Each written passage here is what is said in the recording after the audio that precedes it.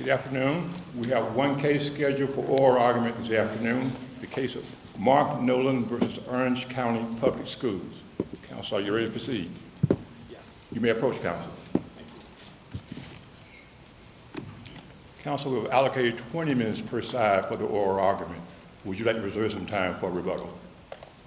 Yes, I would. I'd like to reserve 5 minutes for rebuttal. Thank you. So noted, Madam Clerk. You may continue, counsel. All right. Good afternoon, Your Honors.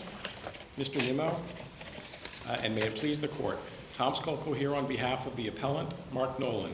At counsel table with me is Mr. Nolan's trial counsel, Jeff Bordoulis.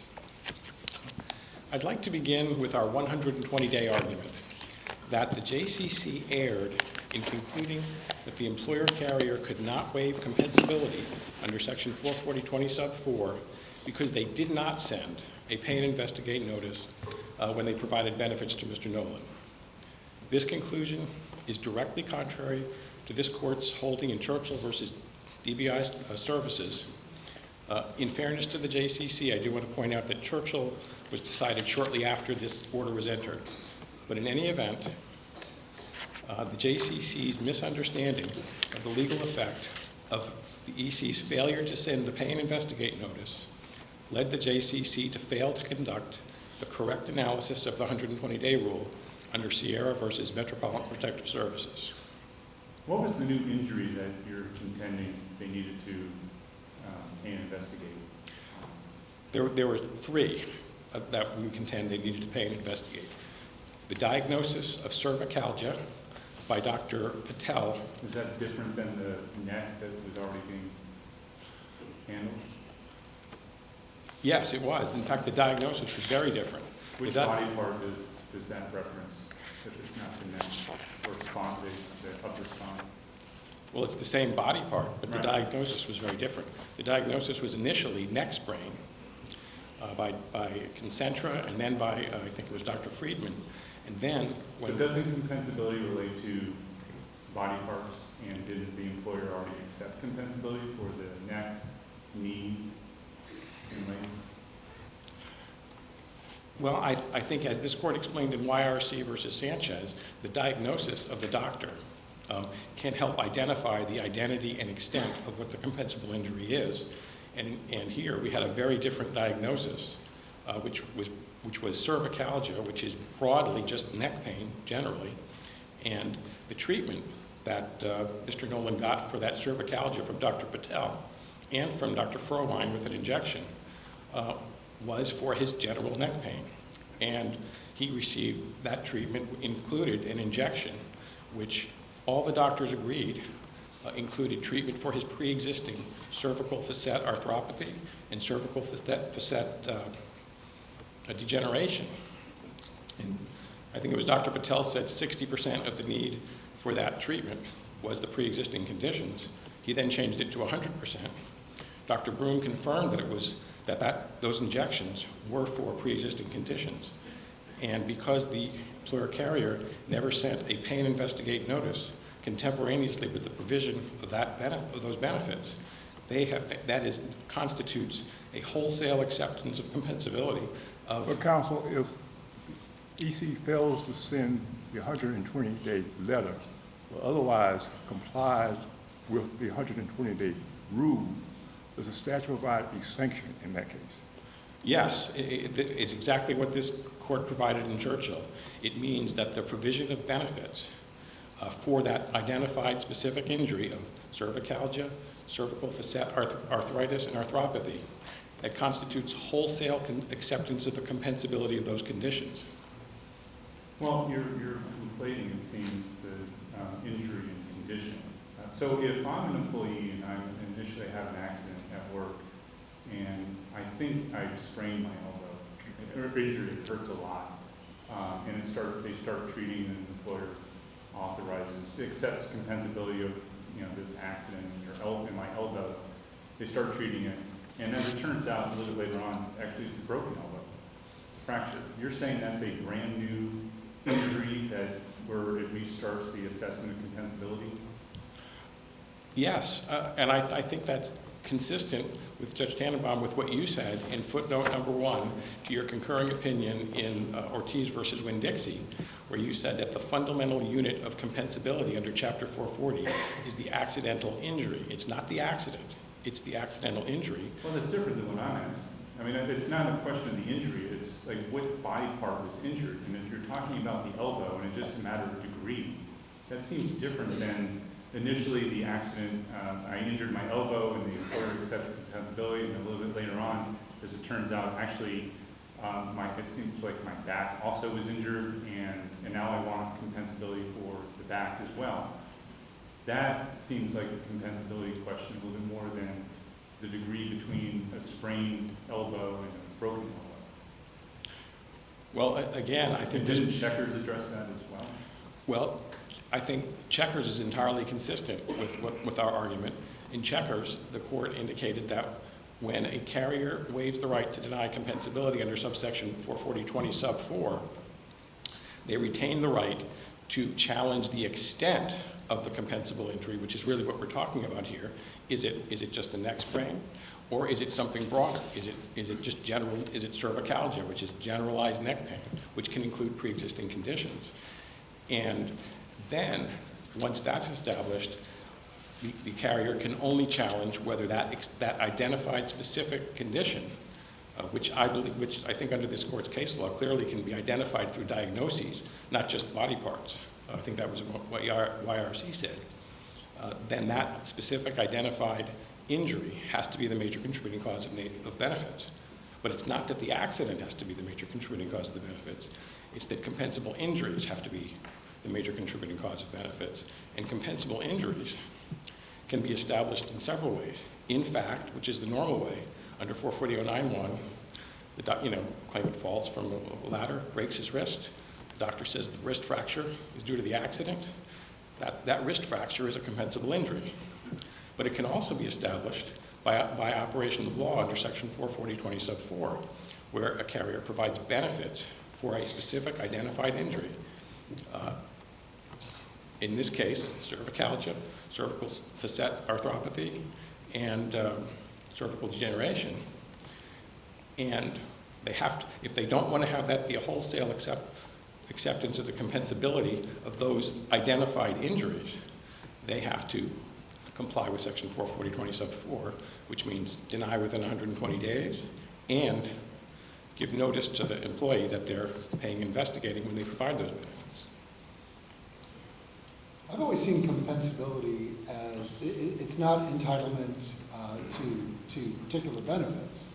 It is whether an injury was in the course and scope of employment, and whether the injury whether there's a causation for that injury to the work. Isn't that what 440.20 sub 4 means when they talk about compensability? That's what, I'll ask a second question, sorry to give you a compound question, but that's what the employer cannot contest anymore if they fail to comply, is compensability. Not that they have to pay whatever is being requested. Exactly. But that they can't contest compensability. But compensability of what? It's Right. not of the accident. It's compensability of injuries that result from the accident. And that's, to me, the whole rub in this entire case is, if you look at the relevant statutes, 440.09.1 provides that an employer has to provide benefits for accidental compensable injuries. 440.09.1b, the major contributing cause provision, provides that the compensable injury must be the major contributing cause of the need for benefits when compared to all other causes. 440.192 sub 8, which is incorporated by reference into 440.20 sub 4, provides that when a carrier fails to deny compensability in accordance with section 440.20 sub 4, they are deemed to have accepted the employee's injuries as compensable. So this court has consistently held over the years that injuries can be manifested various times in the claims administration process. Their identity and their extent cannot be sometimes not apparent at the beginning. And that's why the carrier gets 120 days from each identified provision of benefits for a specific identified injury. Does that answer? It does. But again, the employer carrier argues, again, that Sierra is wrongly decided, and they really are taking an accident-centric compensability approach, which I believe, Judge Tannenbaum, I believe you rejected in Ortiz, and I believe this court has rejected repeatedly. In Jackson versus Merit Electric, this court held that it's not the accident that has to be the major contributing cause of benefits. It's the specific identified injuries that result from the accident. And those injuries don't always manifest immediately. And that's why the 120-day clock is sort of a rolling period. It doesn't just end at 120 days from the accident. What about the locus? So, the employer even stipulated to having accepted compensability for the neck, at least up to a point. And the I can't pronounce it, but the cervicalgia. Cervicalgia. Sure. Which part of the neck or spine is that? Well, The location that we're dealing with, or that the employer was dealing with, how does it differ between what they accepted compensability for and what your client is claiming is a separate injury? It's a much broader, cervicalgia is a much broader diagnosis and condition than neck sprain is. Cervicalgia means, as Dr. Patel testified, it just means generalized neck pain. The claimant, Mr. Nolan, went to Dr. Patel for generalized neck pain. He was diagnosed with generalized neck pain. Dr. Patel said generalized neck pain was work-related and gave him treatment for that generalized neck pain. That's very different than limiting it to a strain. This case is very similar to So this. he didn't feel anything? He wasn't suffering any pain from the sprain? Well, Why did he go to the doctor in the first place then? well, he didn't like what I think it was Dr. Frieden was No, saying. but he originally sought treatment, presumably because his neck hurt because he had just stopped the fight and something happened and he needed treatment for it. Correct. And now we're just not talking, now we're slicing the salami even more thinly, it seems. Because now you have the same location, we're talking about the same pain, and now it's just a degree of pain, generalized versus, I don't know, mild from the strain. The reason that we argue that the carrier is, I also want to make clear that I'm not asking this court to make any specific findings as to what conditions that the carrier waived or didn't waive. This court is an error-correcting court, and the judge made a simple legal error by not undergoing the Sierra analysis because she misunderstood the effect of the failure to send the 120-day letter. So I'm happy to discuss. There doesn't need to be a 120-day letter if it's just a matter of cutting off benefits because they've just determined that it's no longer the MCC of what is being treated, which is checkers. Well, again, Checkers clearly said it's the injury that has to relate to the benefits, not the accident. And the injury, we're contending that the injury here was cervical facet arthritis. And What was injured? Which part of his body was injured? Well, he fell. The neck, right? Yeah, he hurt his neck.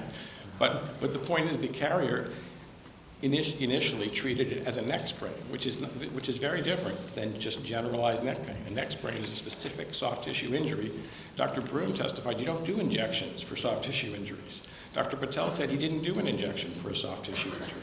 He did it because he was also treating the pre-existing conditions. And because to me, it's just like Sullivan.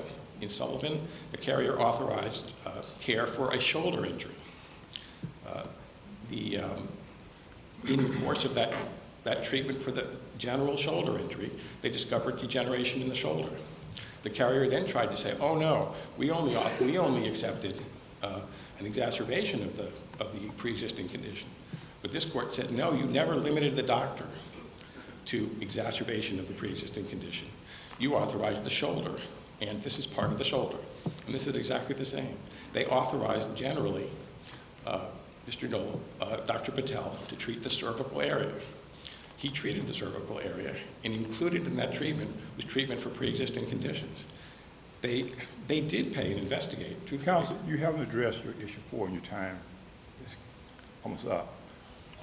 Regarding the 3% impairment rating by the EMA, did the JCC specifically request that the EMA address impairment rating?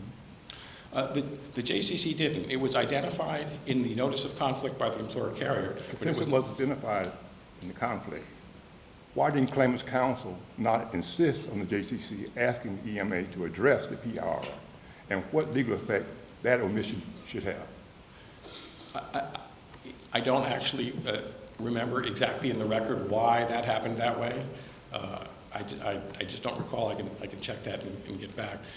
But to me, there's a bigger issue than, while I do argue that the JCC should have given the presumption of correctness, the bigger issue on the 3% impairment is the JCC rejected the employer carrier's stipulation as to that 3% impairment in their pretrial stipulation and in their trial memo. And I see that I'm heading into my rebuttal, but. Can I ask also before you sit down, the attorney fee question as well?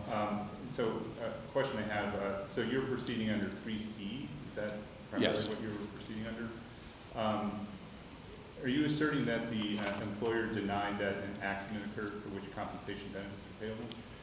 Well, they raised misrepresentation. No, that's not what I asked. No, Did they deny that an accident occurred for which compensation benefits were payable? well, I believe this court has held that I'm just looking at the statute right now. Don't pay any mind to what this court has said. this court has said. I knew you were going to say that once during this argument.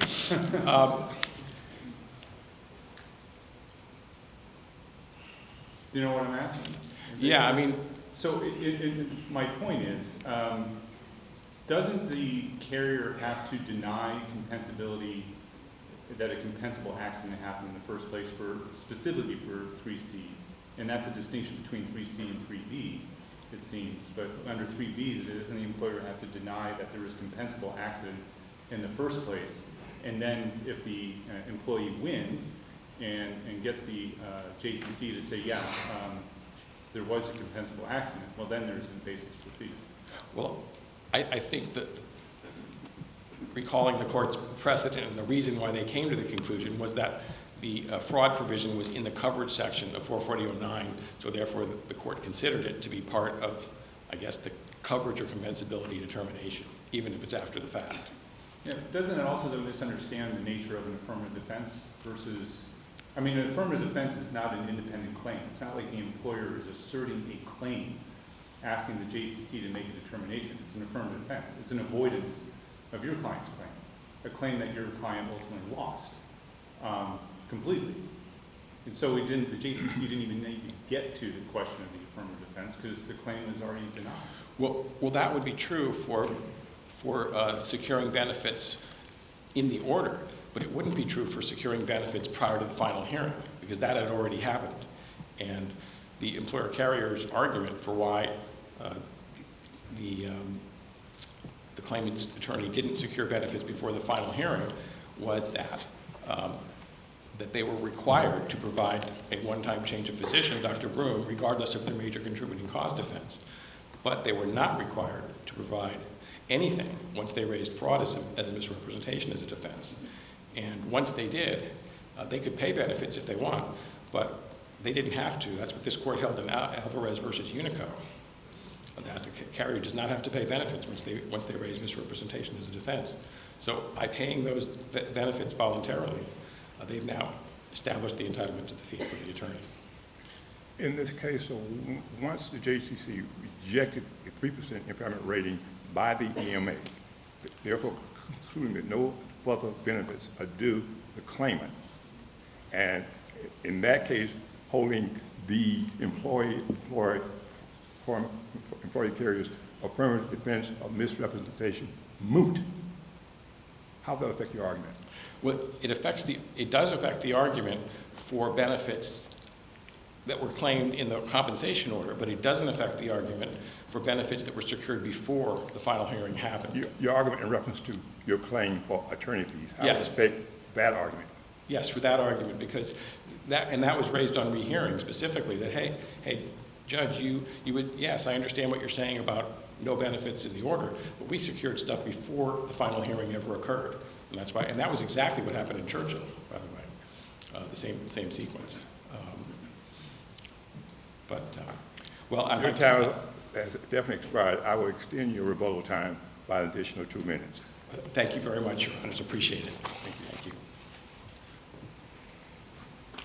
And I will extend the counsel for appellee's time an additional 2 minutes as well.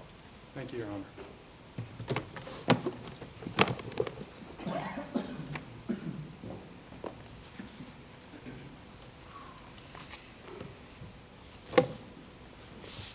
May it please the court. Judge Lewis, Winokur, Tannenbaum, thank you for bringing your particular expertise to this 120-day case. My name is Scott Nimmo. I'm counsel for the appellees, Orange County Public Schools, and United Self-Insured Services. I was also their trial counsel below. I will address 4 points regarding the 120-day law if time allows. Number 1, the first and last sentence of 44020(4) specify the 120 days starts only on the date of the first benefit after an accident and the date of the first benefit after a petition. Number 2, the word injury is defined by 440.02(23) as an injury from an industrial accident. So when the statute deems an injury as compensable, it means the injury from the industrial accident, not pre-existing conditions and diseases. Number 3, the actual results in Sierra, Mims, Sullivan, and Churchill are all consistent with my first 2 points. And 4, appellant's 120-day rule is inconsistent with 120-day statutes, the major contributing cause statute, the definition of injury, 2 en banc opinions of this court, and legislative intent. Thank you for allowing me to provide that summary without interruption. As you listen today, remember this. The appellant's 120-day rule only matters if the claimant is requesting a benefit that is not a result of an industrial accident. If the benefit is a result of the industrial accident, then it is required by major contributing cause, and the 120-day rule is irrelevant. In today's case, So do you disagree with your opposing counsel that there's a distinction between diagnoses and that's the test of whether it's a new injury? I'm sorry, I couldn't Do hear you the last agree few or words. disagree that the test or the question about whether it's an injury that we're talking with, that where there's a question of compensability, it's a diagnosis-based inquiry as opposed to a body part inquiry? I disagree with the premise of that question, Your Honor, and I'm sorry. I disagree with the premise of opposing counsel's injury-based theory. And I'll explain why towards the end of this if I get there. But the short answer is this. The adjuster's not a doctor. She can't pick the compensable injury. She is told what the compensable injury is by the expert, by the authorized doctor, and she's told that at every visit via DWC 25 that says on its face, this injury is from the accident, this injury is the major contributing cause of what I'm recommending. So is it she expected or he expected, depending on who the adjuster is the question of compensability, not a question of whether there's a payable benefit, but a question of compensability in the first place? Is the adjuster expected to just look at a diagnosis code, and if there's a new diagnosis code, does that trigger a new query about compensability? See, I recognize that the briefs contain all the DWC 25, which is a form the doctor fills out at the end of every visit that answers all of these questions for the adjuster. The adjuster is not making any decisions. The doctor is making the decisions. If the adjuster goes off script and says, you know what, I disagree with the doctor's opinions that this accident caused this injury, caused this need for treatment, then there's a problem. That's a problem. You don't want to create a situation where that's what the adjuster's job is. The adjuster's job can't be, you know what, the adjuster's job can't be to out-diagnose the doctor. And again, I'll explain all of those towards the end of this in an application of the 120-day rule, this 120-day rule, to a typical case. In Counsel, today, you do agree that the 120-day rule requires the employer carrier to provide written notice to the claimant. Is that correct? So, Your Honor, which 120-day rule becomes the first question? And I know the answer to that. The answer to that is the I'll read the 120-day statute to you. rule. Go ahead. I'm sorry, Your Honor. Go The ahead. 120-day rule that does require notice to the claimant is the one that should require notice to the claimant. It's the 120-day rule that determines compensability of the accident. The accident. Absolutely, the claimant deserves notice. If the carrier is providing benefits for an accident and they're thinking, you know what, maybe this really isn't compensable, they need to put the claimant on notice for very good reasons. This court has already explained that. Regarding the 120-day rule to pay and investigate, the statute says the carrier shall provide written notice to the employee that it has elected to pay the claim pending further investigation, and that it will advise the employee of the claim acceptance or denial within 120 days. That's correct. Did the EC provide the written notice as required by the statute in this case? Your Honor, EC never denied compensability of an accident, so But they did didn't. the EC provide the written notice? That's my question. Again, written notice of what, Your Honor? Written I notice of just whether we read the accept the statute. accident? Written notice of what? I just read the statute to you. Okay? So Your Honor, because I need to, this EC never sent to the claimant a notice that said, we are reserving, and it should be called a reservation of rights letter. I think that probably fits it better. We never sent a reservation of rights letter. If that's the question the court's asking, then no. We never sent a letter to the claimant saying, hey, So if the EC fails to provide the written notice to the claimant, but otherwise complies with the 120-day rule, does the statute provide a sanction or penalty in that regard? so the appellant's version of that does. And you know what that does? That changes the 120-day rule to a 15-day rule. In other words, appellant would argue that because you didn't send the notice in 14 or 15 days or upon commencement of benefits, depending on which of the 120-day statutes you look at, appellant would argue that if you didn't send that notice in 15 days, you lost the right to contest compensability of whatever it is that he's alleging is the case. And that's part of this issue. I don't know if I answered the court's question. What, from your view, what were the compensable injuries or the injuries that your client accepted as compensable? Your Honor, my client accepted compensability of the accident. Well, actually, And we provided, you signed the pretrial stipulation, if I'm not mistaken. I did, Your Honor. And didn't you list the things that your client accepted as compensable up to the date that they then decided that it was no longer? I did, Your Honor. And reading from page 221 of the record, what I said was, in response to that question, the question is in the pretrial, it says, the EC agrees that the following injuries or conditions are accepted as related to the accident. And my response was, currently, none. Previously, temporary sprain, strain of neck, right knee, right shoulder, and temporary exacerbation of pre-existing conditions. So if that was what our assessment was, but at the end of the day, Your Honor, we shouldn't have to do that. And here's the other reason why we shouldn't have to do that. Diagnoses and injuries change across time. And let me jump to that point just for a moment. A typical claimant says, as you were just alluding, I hurt my elbow, he goes to the clinic shoots an x-ray, they examine the elbow, the x-ray doesn't show anything except for maybe a little arthritis or something. They diagnose a strain because that's what clinics do because they don't have the rest of the information. Could be all kinds of other problems with the elbow, but all they know is he's got pain and it's consistent with a strain, so they diagnose a strain. He doesn't get better with physical therapy, so they send him to an orthopedist. The orthopedist now gets an MRI, and he knows much better what's going on in that elbow. So now maybe he says there's bursitis or something else. So now what happened to the strain diagnosis? We accepted that as compensable. Are we now able to say, nope, there wasn't really a strain there. It's actually a bursitis now. That system doesn't work. We have to be allowed, the EC, the adjuster has to be allowed to provide the benefits that the doctor says are necessary and medically related to the industrial accident on that DWC 25. Yeah, but doctors don't treat accidents.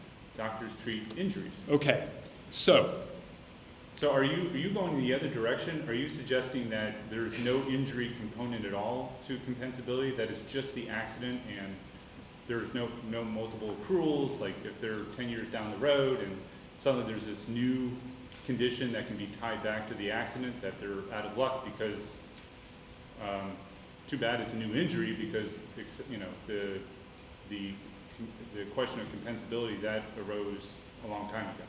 I'm not exactly clear on what the court's question Well, it is. sounds like you're but I would- cutting off, you're generalizing the unit of, or the question of compensability and tying it just to the accident, regardless of how many injuries or when they arise. They could arise, you know, 5 years from now. And it sounds like what you're saying is that doesn't matter because it's just the accident. And you eat or not eat the accident. That's The compensable. statute addresses that in the sense that it does tie back to the accident. And there's a statute that says, and I'm sorry, I can't remember the specific one, that says if this injury arises out of this injury that arises out of the accident, then the subsequent injury is compensable. I'm not saying that, I mean, ultimately, yes, it all has to tie back to the accident. Otherwise, we've unbounded workers' compensation and turned it into a health insurance policy. It all has to tie back to the accident. And that's what the legislature does.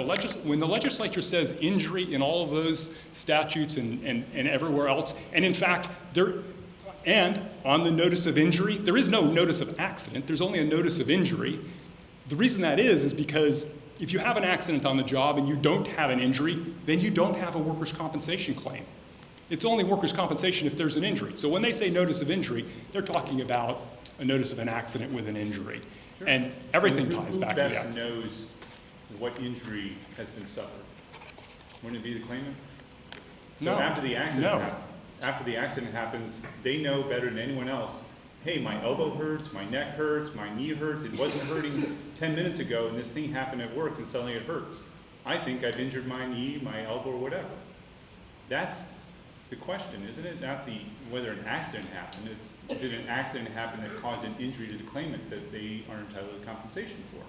So the person that knows best what the injury was is the doctor, because the claimant can't differentiate himself. He can't differentiate between that was arthritis or this is a strain or any of those things. Sure, That's but the those doctor's are job. details about what the claimant is actually experiencing. So it's the claimant's body. The claimant's going to know what they are, you know, what is causing them concern or discomfort or whatever. It's True. The doctor claimant that knows the figure out symptoms. what the diagnosis is so they can design treatment for it. I would agree. Yeah, I would agree the claimant knows the symptoms and the doctor knows the diagnosis. right? And the adjuster only knows what she's told by the doctor. So why are you fighting the idea that the question of compensability is tied to injury as opposed to a diagnosis or something else? It seems like you're arguing against your own interests, quite frankly. Well, then in which case I, of course, agree with Your Honor. Then. Okay, Do you understand? So, you know, like, take this case. I mean, this is a conversation I was having with your opposing counsel. Mr. Nolan knew that something happened to his neck. After the fight, we broke up the fight, he felt something in a couple different places, and he goes to the doctor to get treated. He just knows it's the neck. My neck hurts. What those details are, like why it hurts, that's for a doctor to decide, ultimately. But the injury seems to be, you know, okay, we know that from what he's experiencing, he's injured his neck, his knee, those kinds of things, and everything else is detailed. Your opposing counsel is trying to just slice it as, well, every diagnosis is a new injury, okay. which doesn't seem to be consistent with the statute either. But you don't want to address injuries at all. You just want to say, hey, there was an accident, something happened, and we don't care what what the injuries were. It's just the accident. We accepted compensability for that. We accept compensability of any injury for which the accident is the major contributing cause, according to the experts. Right. Clearly, I'm not grasping what the court is asking. Counsel, you haven't addressed your second issue that the appellant has raised regarding the misrepresentation defense. The JCC rejected the PRR rating of the EMA and further found no additional compensation to do the claimant. So obviously, EC wins. But at paragraph 102 of the order, she goes on to say, as found above, ECSA has not established the affirmative defense of misrepresentation. Then, in view of that finding, by prevailing on the misrepresentation defense, then claimant's attorney preserved his rights to future benefits? No, Why he not? didn't. Because the judge also very clearly said no further benefits. The accident is no longer, the injury, the accident, no longer the cause of any further need for benefits. She was very clear about that.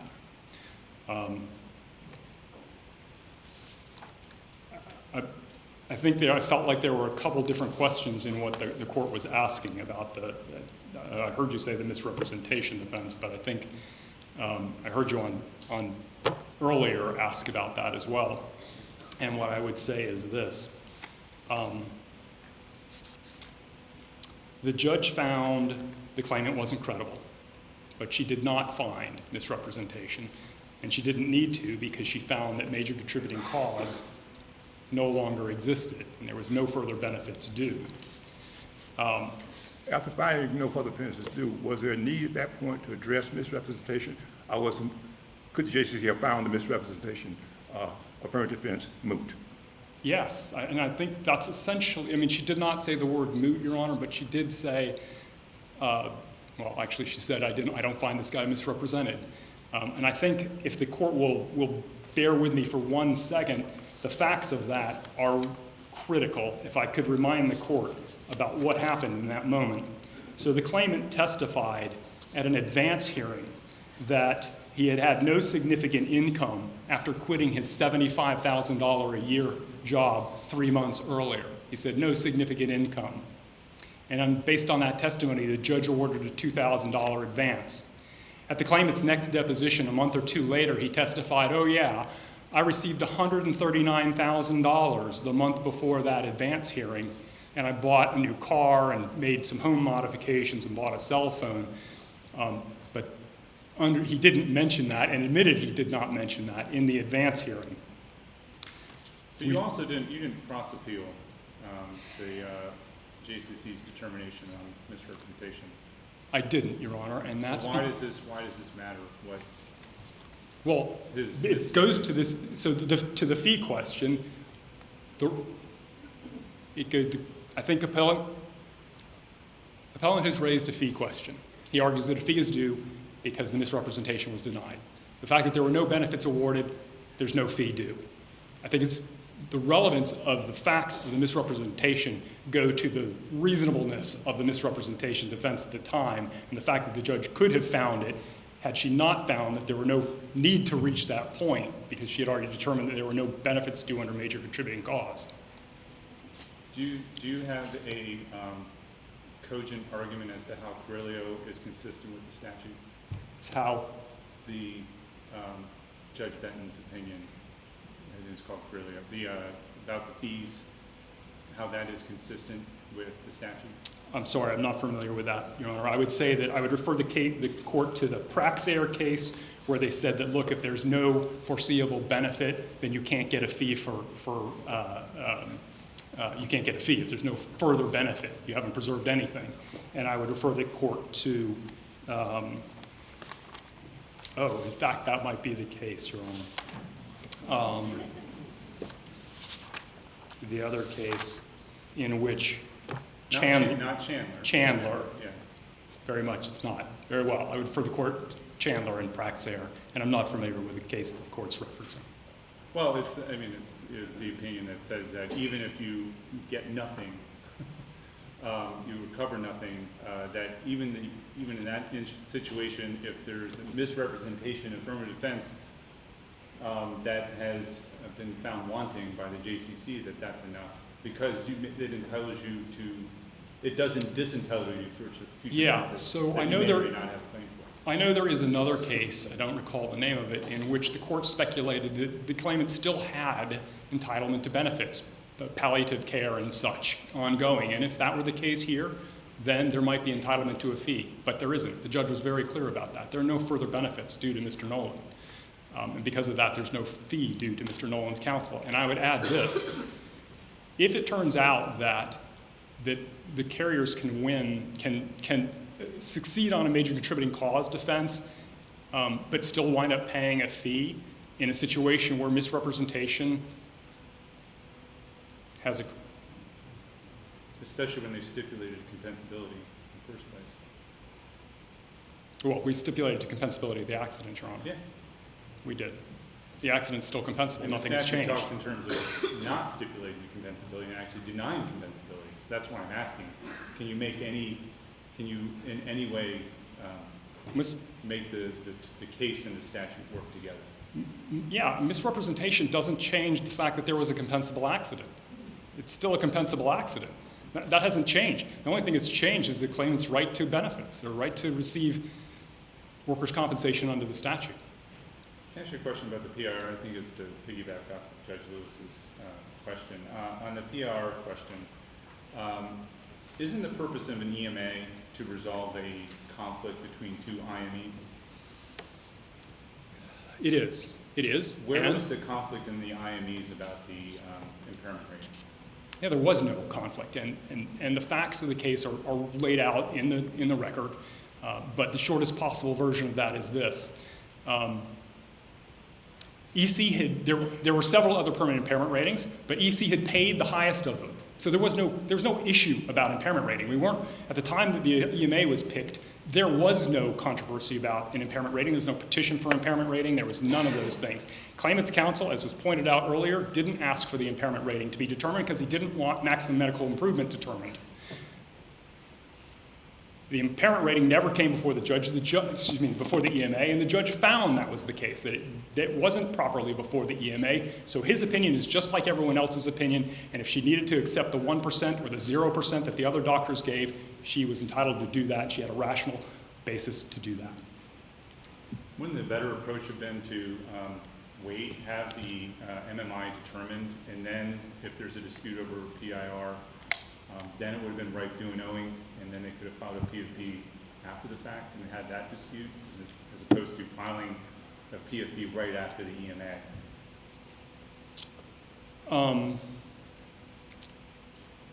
So the petition asked for the EMA's impairment rating, Right. but the impairment rating never gets paid unless claimant's at overall MMI. Right. It's And not that due. has not been And resolved they, yet. at the same time, argued that the claimant was still due temporary indemnity and wasn't an overall MMI.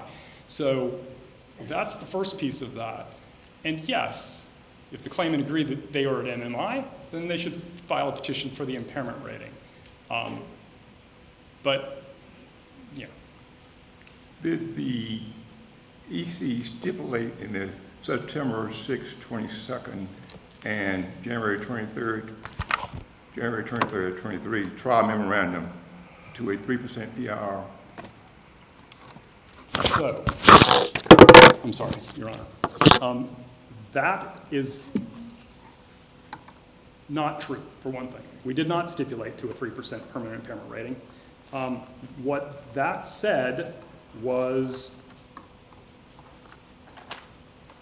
we did not contest a 3% permanent impairment rating if the claimant was at overall MMI. Now, opposing counsel has argued there was a stipulation there, but there cannot be a stipulation there if they're still arguing about MMI and claiming temporary indemnity benefits. They never accepted. If they think there was an offer, they never accepted it.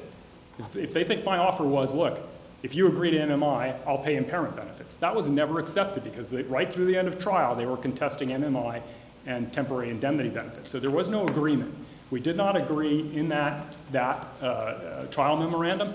And even if we did, and everyone finds that that was a meeting of the minds, which it wasn't, the judge could still reject that as inconsistent with the facts. I'm out of time. Just one final question. The EMA's opinions are given presumptive effect, is that correct? I'm sorry. The EMA's opinions are given presumptive. They are, except to there's a case that's... Just to follow, what's the standard for rejecting an EMA's opinion? Your Honor, that doesn't come up in this case because the EMA's opinion on 3% was not cloaked in the clear and convincing. Let me try one more time. Clear and convincing evidence overcomes an EMA's opinion, but that opinion from this EMA was not cloaked in the presumption, and therefore any evidence would overcome it. The judge could pick whichever opinion she felt was most appropriate. Thank you, Counsel. Thank you, Your Honors. Thank you.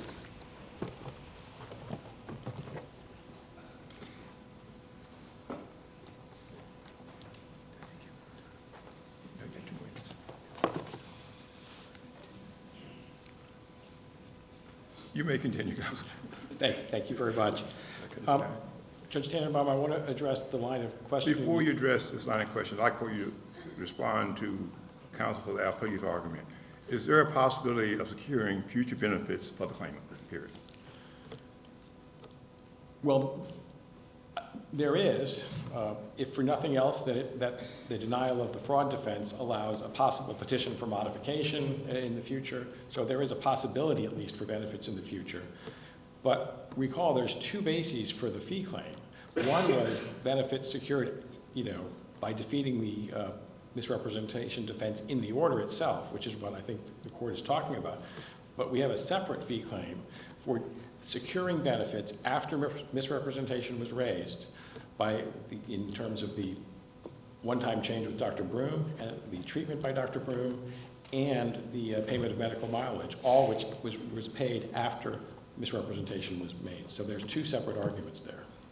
But the GCC's determination on the fraud defense is now to get out of, so to speak, get out of jail free card for your client, because your client can still be prosecuted, right? And any prosecution, any civil, like an Article 5 judge, any civil litigation that determines that he's misrepresented something with respect to his work comp in any location, ALJ, that bans him from receiving further compensation. So the JCC's determination in the negative doesn't mean anything for your client, other than he's not barred in that case. Yes, that's exactly what it means. He's not But barred. that's not what the statute is talking about. The statute is a one-direction statute. So if your client is determined in any venue, by a judge, an ALJ, a JCC, in a criminal court, by a jury, any determination that your client has misrepresented something in connection with trying to get work comp, he's barred.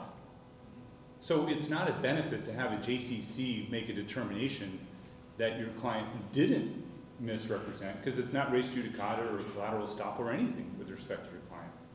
So how is it even? Well, I think it's a benefit in this case. Like I said, even if there's no additional benefits owed, it preserves the right for a petition for modification. But I did want to address, with the little time that I have left, the discussion about diagnosis versus body part.